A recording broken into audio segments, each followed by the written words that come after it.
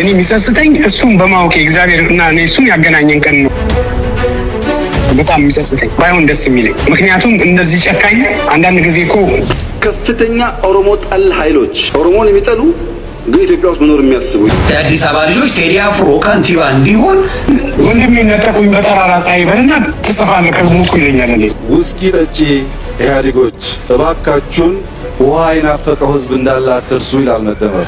የአማራን ህዝብ አቀጣቅጡኝ ሲሉ አናደርገውም ነው ያልነው። ተቀጥቅጠን ምክንያት እያለን ድሮን ወደ ትግራይ ስትመጣ ማርዘነብ እንዴት ዋለች እኮ ነበር የምንባለው። ዛሬ ማርዘነብ ባህር ዳር ስትዞር እኔ ጥሩ ስሜት አይሰማኝም። መጀመሪያውንም ይሄን ማሰብ ስላልቻለች ነው እቻ ጋር ይሄ ህዝብ ወደዚህ መቀመቅ የገባው። ሰላም ጤና ይስጥልን ውድ የቃል ሚዲያ ቤተሰቦች እንደምን ቆያችሁ? እግዚአብሔር ሰላም ከሁላችን ጋር ይሁን እያልን ወቅታዊና አዳዲስ መረጃዎችን ይዘን መጥተናል። ቪዲዮውን ከመጀመራችሁ በፊት ላይክ በማድረግ ጀምሮ እንዲሁም ሐሳብ አስተያየታችሁን የኮሜንት ሴክሽን ላይ ያስቀምጡልን። ቀጥታ ወደ ቪዲዮ እናልፋለን። ሰብስክራይብ ለምንድን ነው የማታደርጉት? አሁን ማርጉ። የአዲስ አበባ ልጆች ይህንን ቅስቀሳ ማድረግ ብንጀምር እንደ ሐሳብ የአዲስ አበባ ልጆች ቴዲ አፍሮ ከንቲባ እንዲሆን ቅስቀሳ ብናደርግ አከተመ። መንግስትም አፉን ይይዛል፣ ስርዓት ይይዛል። የአዲስ አበባ ልጆችን ማሳደድ ያቆማል። አዲስ አበባውን ምንም ማንም ቢያፈናቀለ ጠያቂ የለም። የአዲስ አበባ ልጅ ያንን ማድረግ እንዳያደርግ እየተከለከለ ነው። ቴዲ አፍሮ ደግሞ ታይሙ አሁን ነው። ቴዲ አፍሮ ከንቲባ መሆን ትችላለህ። አዲስ አበባ የማንም ሰገጤ ከሚጫወትባት የአዲስ አበባ ከንቲባ ቴዲ አፍሮ መሆን ይችላል። ቴዲ አፍሮ መሆን ይችላል። ቴዲ አፍሮ ከንቲባ ከሆነ እኛ አዲስ አበባ እንገባለን። ብዙ የአዲስ አበባ ልጅ ከውጭ ኢትዮጵያ ይገባል። ሚነካው የለም። በገዛ ከተማው ላይ ምን ማድረግ ይችላል? ማደግ ይችላል፣ መስራት ይችላል፣ መቀየር ይችላል። ብዙ የአዲስ አበባ ልጅ ይገባል። አየህ፣ እንደዚህ አይነት ስትራቴጂ ሲኖር ማሸነፍ ትጀምራለህ፣ ታሸንፋለህ። አቅሙ አለ፣ ድምፅ አለ፣ መራጭ አለ። ስለዚህ ቴዲ አፍሮ እየተሳደድክ ወይም ደግሞ በጥርጣሬ ከምትኖር ተጋፈጠው። ኦልሬዲ ተጋፍጠሃል። ኦልሬዲ ቦታውን ይዘሃል። በአዲስ አበባም ሆነ በኢትዮጵያ ላይ በሰው ልብ ውስጥ በተበደለ ልብ ውስጥ ነግሰሃል። የነገሰ ማንነት ካለ ማብራታ do it bro, you can do it። ቴዶ ትችላለህ፣ እመነኝ። የአዲስ አበባ ከንቲባ የመሆን አዲስ አበባን የማስተዳደር ብቃቱ አለ። ትችላለህ። ስለዚህ የአዲስ አበባ ልጆች ቴዲ አፍሮን በማገዝ ከንቲባ እንዲሆን ምርጫ ውስጥ እንዲወዳደር ማድረግ እንዴት ብልጽግና እንደሚያለቅስ ታየዋል። ተበላን ነው የሚል። ምክንያቱም ትልቁ በጀት ለቴዲ አፍሮ አድርሱልኝ። ትልቁ የኢትዮጵያን በጀት የያዘችው አዲስ አበባ ናት። ትልቁን በጀት የያዘችው አዲስ አበባ ናት። አዲስ አበባን ካስካለቀ ስለዚህ ይሄንን ሐሳብ ለቴዲ አፍሮ ቢቀርብና ቴዲ አፍሮ ኮንሲደር አድርጎት ጉዳዩ ውስጥ ገባ ማለት አከተመ። ቴዲ አፍሮ አክቲቪስት መሆን አይችልም ነው አይደል ያልከው ዶክተር አብይ? አክቲቪስት መሆን ካልቻለ ገስቧል። አዲስ አበባ መምራት የሚችል ቴዲ አቅም አለው፣ ብቃት አለው፣ በደንብ አለው ብቃት። ስለዚህ ላንተ ካሙዙ የሚባል ዶማ ከቻለ ቴዲ አፍሮ የማይችልበት ምንም ምክንያት የለም። ከፍተኛ ኦሮሞ ጠል ኃይሎች ኦሮሞን የሚጠሉ ግን ኢትዮጵያ ውስጥ መኖር የሚያስቡ ኢትዮጵያን የሚያስቡ ሰዎች ኦሮምኛ በነገራችን ላይ የብልጽግናው መንግስት በስልጣን ላይ ለመቆየት የሚጠቀምበት ታክቲክ ነው ይሄ። ለምሳሌ ኦሮሞን ብድግኖ ኦሮሞ ጠላ ኃይል አለ። ኦሮሞ ከዚህ በፊትም በደል ደርሶበታል፣ ተጨቁኖ ነው የኖረ። ስለዚህ ወደ ስልጣን የመጣው ያንን ላስተካክል ነው እና ተከተሉኝ፣ አግዙኝ ብሎ ያነሳሳል። የሆነ ሰዓት ደግሞ አማራን እንደዛ ይላል። የሆነ ሰዓት ለትግሬ እንደ ሙሴ ሆኖ ይቀርባል። ደግሞ ከሱ በላይ የሚያስብላቸው እንደሌለ፣ የሚቆረቆርላቸው እንደሌለ፣ ለነሱ 24 ሰዓት እንደሚጨነቅ ይሰብካቸዋል። አንዳንዴ ደግሞ በሃይማኖት ይገባል። ደግሞ ለምሳሌ ሙስሊሙ እናንተ ተጨቁናችሁ ነው የቆያችሁ፣ እኔ ወደ ስልጣን ከመጣው በኋላ ነው እንደ ሀገር ቆጥራችሁ እንደ ሁለተኛ ዜጋ ሳይሆን እንደ ማንኛውም ኢትዮጵያዊ መኖር የጀመራችሁ ብሎ ደግሞ ይሰብካቸዋል። ይሄው በቃ አሁን ኦሮሞን እኮ የሚናገር በኦሮሞኛ ሲያወራ በተለይ ብትሰሙት ኦሮሞ ከዚህ በፊት በነበሩ መንግስታት በሙሉ እንደተበደለ አርጎ እኮ ነው የሚሰብካቸው። በድብቅ ምናምን የሚያደርጋቸውን ስብሰባማ ተውት። እሱማ ወደ አደባባይ ቢወጣ አንድ ቀን ነው ሀገሪቱ የምትፈርስ። ነገር ግን የኦሮሞን ህዝብ በኦሮሞኛ ሲያወራው ኦሮሞ ከዚህ በፊት በነበሩ ባለስልጣናትና በነበረው መንግስት ጊዜ እጅግ በጣም አደገኛ የሆነ ጭፍጨፋ እንደደረሰበት፣ እንደተበደለ፣ እንደተጨቆነ እና አሁን እነሱን ነፃ ለማውጣት ወደ ስልጣን እንደመጣ ነው የሚነግራቸው። ወንድሜ ነጠቁኝ በጠራራ ፀሐይ በልና ትጽፋለህ ከሞትኩ ይለኛል። እኔ አብይ ነው የሚልህ። እኔ ግን በጣም ከፋኝ፣ አለቀስኩ። እውነት ነው ወንድሜ ሊገሉብኝ ነው። ምነው ዛሬ ያ ስሜት ለሱ አይሰማውም? የስንቶችን ወንድም ነው የሚገለው? ሌላ ነገር እኮ አይደለም። ብልጽግና ማለት እኮ የሆነ በወርቅ ላይ መራመድ አይደለም እኮ። ቢያንስ ለሰው ልጅ እግዚአብሔር የሰጠውን መብት እሱን መተግበር ማለት። ሰዎች በብሔራቸው፣ ሰዎች በሃይማኖታቸው መገደል የለባቸው፣ መገፋት የለባቸው። ለምን ስንት ዓመት ይኖራል? እሱስ እዚህ ዙፋን ላይ ስንት ጊዜ ይቆያል? አንዳንድ ጊዜ ስታልፍም ስም የሚሆንን ነገር ነው መስራት ያለበት። ቴዲ አፍሮ አሁን ሰው ነው ያልፋል። ሲያልፍ ግን ዘላለም ክብር ነው የሚኖረው። ኢትዮጵያ ሲነሳ ቴዲ አፍሮ ይነሳል። በቃ እንደዚህ አይነት አጋጣሚ ስታገኝ እንደውም ጠንክረህ መስራት ነው ያለበት። ኦሮሞ ይቀየመኛል፣ አማራ ይቀየመኝ እያለ እየዛ በኦሮምኛ እየሄደ ሌላ ነገር ሲያወራ፣ በአማርኛ እዚህ ሌላ ነገር ሲያወራ ህዝቡ እየተሸወታተነ መጣ። እውነቱን ነው። የተከዳ ህዝብ ነው። አብይን ያልደገፈ ማን አለ? ማንም የለም። እኔ የሚጸጽተኝ እሱን በማወቅ እግዚአብሔር እና እኔ እሱን ያገናኘን ቀን ነው በጣም የሚጸጽተኝ። ባይሆን ደስ የሚለኝ ምክንያቱም እንደዚህ ጨካኝ አንዳንድ ጊዜ እኮ የምትችለው መስሎ የሆነ ነገር ትሞክራለህ። ካልቻልክ እኮ በስነ ስርዓት ልክ እንደ ኃይለ ማርያም ደሳለኝ እኮ በቃኝም እኮ ማለት ጉብዝና ነው። አስበው እሱ ከመጣ ስንት ሰው እንዳለቀ። ምንም ወደኋላ የሚባል ነገር አይደለም። በስራዬ ደግሞ እመለሳለሁ ከእግዚአብሔር ጋር።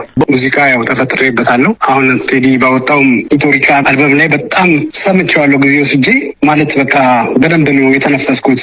የውስጤን ነው ያደረገለው የሰራው። እንግዲህ ያው ቴዲ አፍሮ የአሁን ልጅ አይደለም፣ የቀደመ ነው፣ ከእድሜው በላይ የቀደመ ነው በጥበቡ። የሚገርም ነገር ነው፣ በቃ የሚገርም ነገር ነው። በተለይ ዳስታል የሚለው ዘፈን ላይ ብዙ ነገሮችን ጽፏል። በዝምታ የተቀመጠው ህዝብ ቀስ በቀስ እየተበላ እያለቀ እንደሆነ ስለ አዲስ አበባ ጉዳይ እውነት የአዲስ አበባ ነገር እንትን ይላል። አሁን ለምሳሌ ልንገርህ፣ እኔ አዲስ አበባ ልጅ 4 ኪሎ ነው ተወልጄ ያደኩት። ለምን ለማ ለምን እንትን ሆነ ምናምን ሳይሆን ግን የዛ ግፍ የተደረገበት ህዝቡ ላይ በጣም ብዙ ደስ የማይል ነገሮች ነው የተደረጉት። ቴዲ አፍሮ ሁሉ ነገር ነው የገለጸው። ምን ብዬ ልንገርህ ከምነግርህ በላይ ማለት እድሜ ይስጠው። አንተ እንደ ጥበብ ሰው፣ እንደ ሙዚቀኛ፣ እንደ ገጣሚ፣ እንደ ዜማ ደራሲ ምናልባትም በኢትዮጵያ ከቅርብ ጊዜ ወዲህ በራሳቸው ሙሉ ሆነው ሙዚቃ ከሚሰሩ ባለሙያዎች አንዱ ተደርገህ የምትቆጠር የምትወሰድ ነህ። በብዙዎች አድናቆትን ያተረፍክ ድምፃዊ እንደሆነ ይታወቃል። በሙያ መነጽር ነው የምትመለከተው። እንግዲህ ይህ አልበም በአንድ ባለሙያ እንዳንተ ባለ ሲመዘን ምን አይነት ስራ ነው? አብዮተኛ አልበም ነው ብለን ብዙዎቻችን እንገልጸዋለን። በአንተ በዛ ደረጃ ሊገለጽ የሚችል ነው ወይስ ምን አይነት የጥበብ ስራ ነው ብለን የምትወስደው? ቴዲ አሁን እንትን ያደረገው ምን መሰለህ? የጠቅላላ የኢትዮጵያ ህዝብን ድምፅ ነው ያሰማው። ድምፅ ነው የተናገረው። ብሶት ነው የተናገረው። ቴዲ እኮ የሞላለት ነው። ዝም ብሎ መኖር ይችላል። ራሱን አሳልፎ ቤተሰቦቹን አሳልፎ ለኢትዮጵያ ህዝብ የሰጠ ጀግና ነው። ምንም ጥያቄ የለውም። በቃ ምንም ጥያቄ የለውም። ስለ ኢትዮጵያ ለማወቅ ደግሞ ስለ ኢትዮጵያነት ለመኖር አገሩን የሚመሩ ሰዎች ያውቃሉ። ጎናቸው ብዙ ሰው አጥተው ነው የመጡት።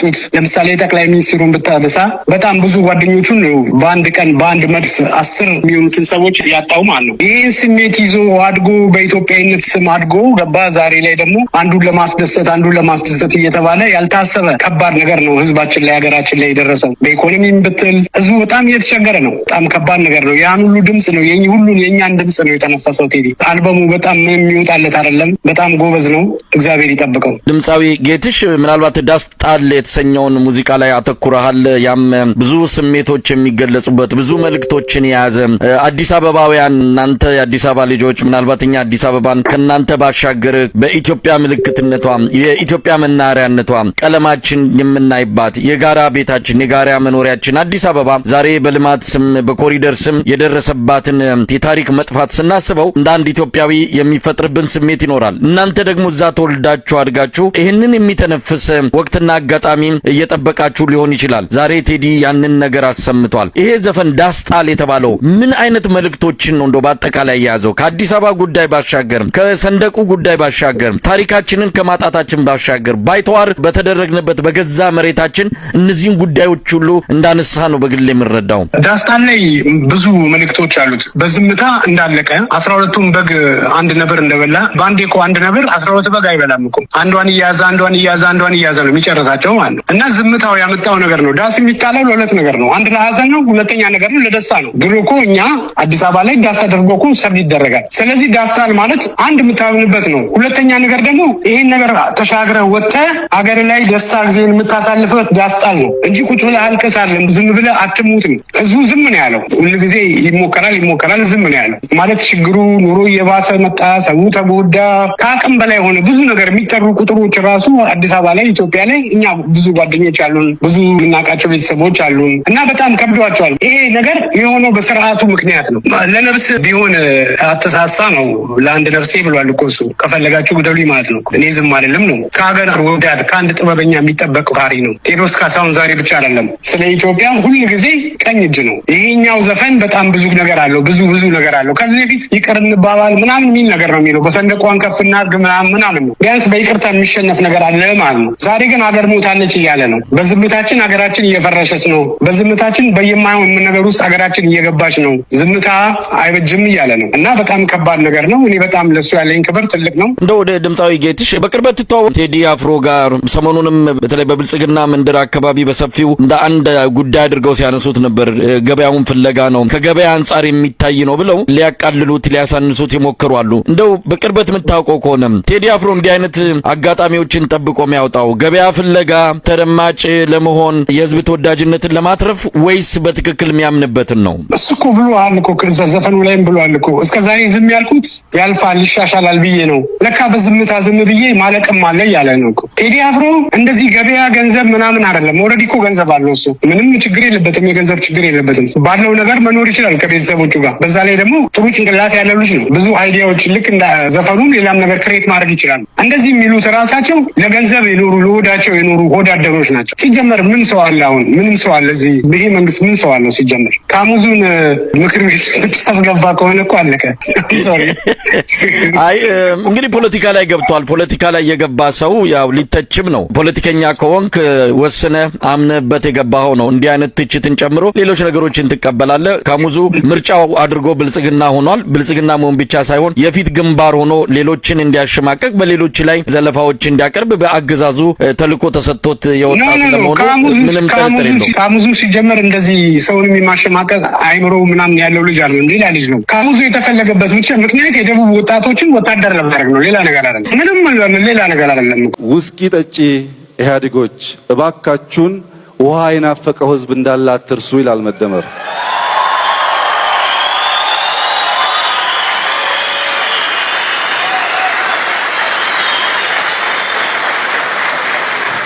መደመር ሌብነትን ቀይ መስመር ያለበት ምክንያት በስም በአጎት በአክስት ይህንን ቪዲዮ በተቻለ መጠን ለክቡር ጠቅላይ ሚኒስትር ዶክተር አብይ አህመድ እንዲደርስ ማድረግ ብንችል በመተባበር እጅግ በጣም ደስ ይለኛል። ክቡር ጠቅላይ ሚኒስትር ቀጥሎ ይህንን ቪዲዮ ይመልከቱት። መልካም። እንዴት ነህ? ደህና ናቸው? ሁሉ ደህና? አንተ ደህና ነህ? ሁሉ ሰላም እግዚአብሔር ይመስገን።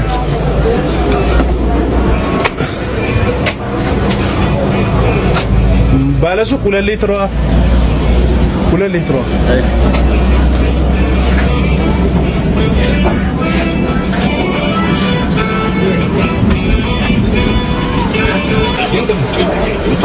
ስንት ነው ዋጋ?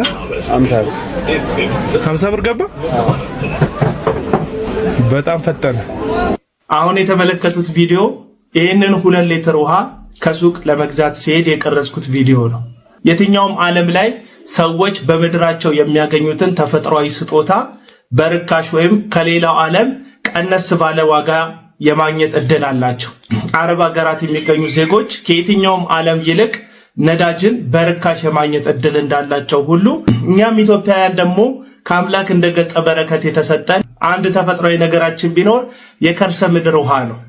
ኢትዮጵያ ትንሽ መሬቱ ጫር ሲደረግ ከውስጡ የከርሰ ምድርን ውሃ የሚያፈልቅ በረከት ያለባት አገር ሆና ሳለ እነኚህን የታሸጉ የውሃ መጠጦችን የሚያከፋፍሉ ድርጅቶች ግን ከልክ በላይ ህዝቡን እየተጫኑ ዋጋ እየጠሩ ነው የሚገኙት። ውሃ እንደሚታወቀው የቅንጦት ነገር ሳይሆን የህልውናና የህይወት ጉዳይ ነው። ልጆቻችንን የምናሳድገው ለመጠጥ ውሃነት የምንጠቀመው በዚህ ሰዓት ላይ አዲስ አበባን ጨምሮ የተለያዩ የክልል ከተሞች ላይ እኚህን የታሸገ ውሃ እንደሆነ ሀገር ያወቀው ፀሐይ የሞቀው ጉዳይ ይመስለኛል። አጋጣሚዎችን እየተጠቀሙ የቅንጦትን ሳይሆን የህልውና ጉዳይ የሆነው ውሃ ላይ ከመጠን በላይ ዋጋ ማዋደድ እየጨመሩ ያሉ የከርሰ ምድር ውሃ እያሸጉ የሚሸጡ የተለያዩ ድርጅቶች አሉ። በእነዚህ ድርጅቶችና በአከፋፋዮቻቸው ላይ ቁጥጥር እንዲደረግ እነሱ አጣርተው አሽገው ለመሸጥ እስከ 12 ብር የሚፈጅባቸውን ይህን የታሸገ ውሃ እኛ እጅ ላይ ሲደርስ 50 ብር፣ ሆቴሎች ውስጥ ደግሞ 70 እና 80 ብር በዚህ ሰዓት ላይ 2 ሊትር ውሃ እየተሸጠ ነው የሚገኘው። የጃሩን ጉዳይ አያንሱት። በዚህ ሰዓት ላይ የጃር ውሃ ከ150 እስከ 160 ብር እየተሸጠ ያለበት ሁኔታ አለ። በአንድ ጊዜ 50 እና 60 ብር ጨምሮ ነው የሚገኘው። ጠቅላይ ሚኒስተር ክቡርነቶ በእነዚህ ጉዳዮች ላይ ቢያንስ አስተያየት ቢደረግባቸው፣ የዳቦ ዋጋ፣ የውሃ ዋጋ ቢታሰብበት መልካም ይመስለኛል። አስተያየቱን ተቀበለው ደግሞ ፈጣን ምላሽ እንደሚሰጡን እንደ ህዝብ እንደ ግለሰብ እተማመኑበታለሁ። አመሰግናለሁ። የአማራን ህዝብ አቀጣቅጡኝ ሲሉ አናደርገውም ነው ያልነው። ተቀጥቅጠን ምክንያት እያለን ድሮን ወደ ትግራይ ስትመጣ ማርዘነብ እንዴት ዋለች እኮ ነበር የምንባለው። ዛሬ ማርዘነብ ባህር ዳር ስትዞር እኔ ጥሩ ስሜት አይሰማኝም። መጀመሪያውንም ይሄን ማሰብ ስላልቻለች ነው እቻ ሀገር ይሄ ህዝብ ወደዚህ መቀመቅ የገባው። የአንዱ ህዝብ ቁስል እኔ ነው ብሎ ከመጀመሪያው ማሰብ ቢችል ኖሮ ይሄ ሁሉ ማዕት አይመጣም ነበር። የትግራይ ህዝብ አረም ሲባል፣ የትግራይ ህዝብ ወሮበላ ሲባል፣ ኢትዮጵያ ለትግራይ ህዝብ ሲኦል ስትሆን ይሄ ህዝብ እንደ ቢያፍራ መጥፋት አለበት ሲባል አሳውን ለማንጠፍ ባህሩን ማጥፋት ነው 95 ለ5 የሚሰቀጥጡ ማለት ነው። አንዳንዱ ከቤተ ክህነት መስቀል ይዘው የትግራይ ህዝብን ሞት የሚባርኩ ቀሳውስት ያየንበት እብደት ውስጥ የገባች ሀገር። የአማራ ኢሊት ያ ሁሉ ሲጮህ ለአማራ ህዝብ ምንድን ነው ያተረፈለት? የትግራይ ህዝብ መከራና ስቃይ ነው ብሎ ቢያስብ ኖሮ ዛሬ አማራ ህዝብ ላይ የምናየው ነገር አይፈጠርም ነበር። እኔ አንድ ነገር ማለት እፈልጋለሁ። ማለት ይሄ አሁን ያለው ስርዓት ማን የወለደው? አሁን የኢትዮጵያ ህዝብ የጋራ ታሪክ ያለው በሃይማኖቱ፣ በእሴቱ፣ በኢኮኖሚያዊ ትስስሩ ከሚናገረው ቋንቋ አንዱ ህዝብ ከሌላ ህዝብ ሊለይ ካልሆነ በስተቀር ከዛላምበሳ እስከ ጅጅጋ እስክትገባ ለሊቱ ሙሉ በሰላም የምትሄድበት ሰው የማይጠይቅህ የነበረ አገር ኦቨርናይት ባፍጢሙ ለምን ተደፋ? ያ ሁሉ ክብር፣ ያ ሁሉ መተሳሰር፣ ያ ሁሉ ሃይማኖት እንዴት ብሎ አፈርድም ይበላ? ምንድነው ከየት ዝም ብሎ ከሰማይ ዱብ ስላለ? እኔ አንዲት ነገር መናገር የምፈልገው አቶ ገዱ ሲናገሩ ሰምቷቸው ከሆነ ይሄ ስርዓት ይሄ ሰውዬ ሲመጣ የሚያውቁት ሰዎች አይደለም አገር ሊያስተዳድር በጎችና ፍየሎች ጠብቅልኝ ብለህ ለጊዜው ለአንድ ሰዓት ለሁለት ሰዓት አደራ ብትሰጠው ሊወጣ የማይችል ሰው ነው ብለው ነግረውን ነበረ። እኛ ግን በጥላቻና በትምክህት አይናችን ታውሮ ስለነበር አልሰማናቸውም። የ120 ሚሊዮን አገር ህዝብ አገር አሳልፈን ሰጠናት። በዚህ የሚያስጠይቀን ነገር ካለ እንጠየቃለን አለ። ሃይማኖታዊ ትስስራችን፣ ታሪካዊ ትስስራችን በአንድ ህገ መንግስት የተገነባች ህገ መንግስታዊ አገር የመቻቻልና የመከባበር ምን ነበር ስንል የነበረው? ልዩነታችን ውበታችን ስንል ያ ሁሉ ስናከብረው የብሔር ብሔረሰቦች ሀገር ብለን በአፍጢሙ የደፋ ነው። ምን ሆነን ነው ካልን ግን እኔ ህዝቡ እንዲማር ከተፈለገ ማለት ይሄ ሁሉ ነገር ትተ እንደ ህዝብ ሰክረን ነበር። ማስተዋል አልቻልንም። ያቶ ገዱ ንግግር በቃ ለኔ ትልቅ መነሻ ነው። ምንም መሰረት በሌለው ጥላቻና ትምክህት ታውረን ስለነበር አገሪቱን ድምጥ ማጧ ለሚያጠፋ አንድ የማይረባ ግለሰብ አሳልፈን በመስጠታችን መጠየቅ ካለብን እንጠየቃለን ካለ ይሄ ህዝብ ራሱ መጠየቅ አለበት። የትግራይ ህዝብ አረም ሲባል የትግራይ ህዝብ ወሮበላ ሲባል ኢትዮጵያ ለትግራይ ህዝብ ሲኦል ስትሆን ይሄ ህዝብ እንደ ቢያፍራ መጥፋት አለበት ሲባል አሳውን ለማንጠፍ ባህሩን ማጥፋት ነው 95 ለ5 የሚሰቀጥጡ ማለት ነው። አንዳንዱ ከቤተ ክህነት መስቀል ይዘው የትግራይ ህዝብን ሞት የሚባርኩ ቀሳውስት ያየንበት እብደት ውስጥ የገባች ሀገር። ስለዚህ እምነቱን የዘነጋ ቫልዩን የዘነጋ የሀገሩን ክብር አሽቀንጥሮ የታለ ኢሊት የበዛባት ሀገር ትናንትና በትግራይ ህዝብ የሁሉ መከራና ሲቃ ሲመጣ እሱ ጋር የማይደርስ የመሰለው የትግራይ እናት ህመሙ ያልሆነ ኢሊት ስለሰከረ ተራው ህዝብማ ምን ያድርግ? እኔ ህዝብ ሲያስተምረኝ እኮ ከኔ ይሻላል የተሻለ ለውጥ ያመጣልኛል ብሎ እኮ ነው የሚያስተምረኝ። እኔ ምሁር የተባልኩት ከፊት ለፊት ተገትሬ እብደት ከጀመርኩ ሌላው ቢያብድ ይገርማል እንዴ?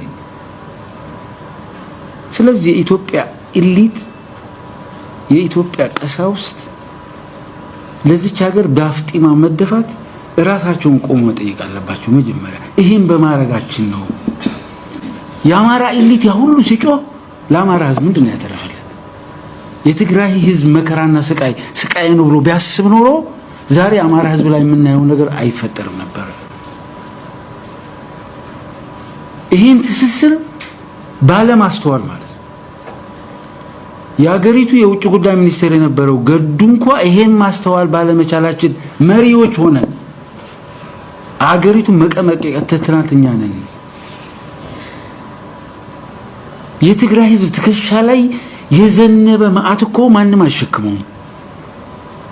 እግዚአብሔርኛ ጋር ሆኖ ነው እንጂ ኮኛ ጋር የደረሰ ነገር እንዴ በህይወት ቆመን መሄዳችን ራሱ አንዳንዴ ነው ይገርመኛል።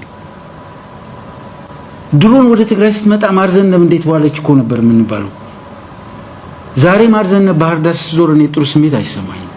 የሆነ ትግራዋይ እዚህ ጥሩ ስሜት አይሰማም። ምክንያቱም የሞተውን ወንድሜ ሌላውን ሰው በመግደል አነሳዋለሁ ብሎ የሚያስብ እብድ ትግራዋይ ስለሌለ ማለት ነው። የሆነ ህዝብ ከዚህ ህዝብ መማር አለበት። ትናንትና ሲደበድቡን አንድ ላይ ሆነው ዛሬኛ በልጆቻችን መስዋዕት ቆመን የፌደራል መንግስቱን እጁን ጠምዝዘን ፕሪቶሪያ ድረስ ወስደን ስናነጋግረው ሰላም እንዲቀበል ስናረጋው በሉ እንግዳው እናንተ ጋር ከተነጋገርኩ የአማራን ህዝብ አቀጣቅጡኝ ሲል አናደርገውም ነው ያለው። ተቀጥቅጠን ምክንያት እያለን ለምን የሰላም አባቶች ስለሆነ እቺ ትግራይ እናት የሰላም እናት ስለሆነች ይሄ ትግራይ አባት የትግራይ የሰላም አባት ስለሆነ ከሰላም እንጂ ከጥላቻ ትርፍ እንደማይገኝ በተግባር አሳይቷል። ትናንት ነው አናቱ ላይ የፈሰሰበት እኮ። ይሄ ምን ነግራችሁ ተረተረት አይደለም እናንተ ጀርባችን ላይ የፈሰሰበት። ይሄ ህዝብ ግን ይሄን ሁሉ ትቶ ትውልድ ሊቀጥል ከሆነ ይቅር ባዮች ነው መሆን ያለብን። የተደረገውን ነገር መርሳት ግን የለብንም ባይነኝ እኔ እንዳንደግመው ነገር። የረሳ ህዝብ ሁለት ጊዜ ነው የሚመጣው። ይቅር ማለት ግን ይቻላል፣ መርሳት ግን አይቻልም። ይሄ ህዝብ ትናንት የሁሉ መከራ ደርሶበት ከአፋር ህዝብ ጋር ከአፋር ጋር ያለን መስተጋብር አስቡ። አብረን የታገል አብረን አወል 41 ዳቦ አታልፋትም ሲል ምን አይነት ሰው ነው ይሄ? ይሄን ትተን ግን ነው የአፋር ህዝብ ወንድማችን ነው አወል 40 ነው ለዛ ያለው። የአፋር ህዝብ ግን እንደዛ አይደለም ብለን ማሰባችን ብስለታችን ነው። ቁስላችንን ተሸክመን ማለት ነው። አንድ ዳቦ ባለመግባቷ ስንት ህፃናት ልጆች አይዲፕ ላይ ያጠናቸው የትግራይ ተስፋ የሆኑ ማለት ነው። ይሄ ሁሉ ተሸክመን ግን አሁንም ስለ ሰላም ነው እኛ የምንዘምረው። ከኤርትራ ህዝብ ጋር ያ ሁሉ ነገር ተሸክመን ቅድም ጸግሽ ያልከው ማለት በዓለም በጣም የተቀጣቀጡ ሀገራት እኮ እናውቃለን። በጀርመንና በእስራኤል መካከል የነበረው ነገር እናውቃለን። ዛሬ ግን ይነጋገራሉ። ትናንት የሆነ ነገር ተፈጠረ ተብሎ የማይነጋገር ህዝብ ሊኖር አይችልም። የሌለ ታሪክ ነው። ልጆቻችን ነገ በሰላም እንዲተነፍሱ ሰላም እንድንሰጣቸው እኔና እናንተ ጋር የደረሰ ቁስል ተሸክመን ሰላምን መምረጣችን ብስለታችንን ነው የሚያሳየው። ይሄ ለዓለም ህዝብ አስተማሪ ነው። የትግራይ ህዝብ ትዕግስትና የሰላም ፍላጎት። እኔ አንድ ቤስት ኤግዛምፕል ልንገራችሁ። መጋቢት 23 የካቲት 23 እዚህ ጻይ አካባቢ ዛአዱ አካባቢ ማአት መከራ አሳልፈን በዚህ በሳምራ ሐሊፋ ዴላ ወደ ዴላ የሚባል አካባቢ ይሄድን አንዲት እናት መንገድ ላይ ያገኙኝና ሰራዊት ያላል መሰላችሁ እልል ይያሉኛ ስንሄድ መድኃኔዓለም ከፊት ለፊታችሁ ይሁን እግዚአብሔር ከእናንተ ጋር ይሁን ይያሉ ይመርቃሉ እኔ በሞባይሌ ቀርጻቸዋለሁ እዚህ ያለ ሰለሞን ክብሮም አለ እኔ ጋር ናቸው ብንሰርክም ባንሰርክም እንኳን ክርስቲያን ነው መሬት እንኳን ኦርቶዶክስ ነው